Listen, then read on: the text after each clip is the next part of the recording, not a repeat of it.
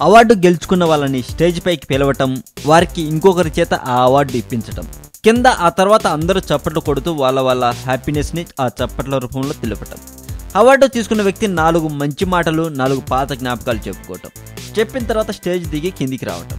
ఈ మధ్య వరుస హిట్లతో దూసుకుపోతున్న టాలీవుడ్ హీరో అల్లు అర్జున్ గారు. నయనతార అల్లు అర్జున్ గారికి అనుకోకుండా షాక్ ఇచ్చారని చెప్పాలి.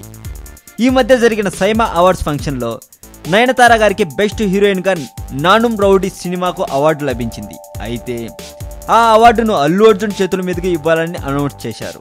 స్టేజ్ మీదకి వచ్చిన అల్లు అర్జున్ గారు అవార్డు ఇవ్వడానికి రెడీగా ఉన్న సమయంలో మూవీ డైరెక్టర్ విగేష్ శివన్ నన్ను ఈ మూవీలో నీకంటే కూడా ఎవరు బాగా చేయలేరు అని ప్రోత్సహించి నాతో ఈ సినిమాలో నటించేలా చేశారు.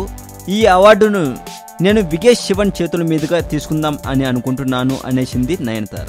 ఇక అంతే, టీవీలు చూస్తున్న జనాలు నయనతార అల్లు అర్జున్ని ఇన్సల్ట్ చేసిందని అనుకోవటం మొదలుపెట్టారు. కానీ ఎవరి ఇష్టాలు వాళ్ళకి ఉంటాయి కదా, అందుకే అల్లు అర్జున్ గారు కూడా స్మైల్ ఇచ్చి యాక్సెప్ట్ చేశారు. అదండి విషయం. నయనతార ఇలా చేసి అల్లు అర్జున్ గారిని ఇన్సల్ట్ చేసింది అని మీరు అనుకుంటున్నారా? మీ ఒపీనియన్ని కూడా కామెంట్ రూపంలో చెప్పచ్చు. ఈ వీడియో మీకు నచ్చినట్లయితే లైక్ చేయండి, షేర్ చేయండి. మరింత టాలీవుడ్ సమాచారం కోసం సబ్స్క్రైబ్ చేయండి టాలీవుడ్ సెంట్రల్.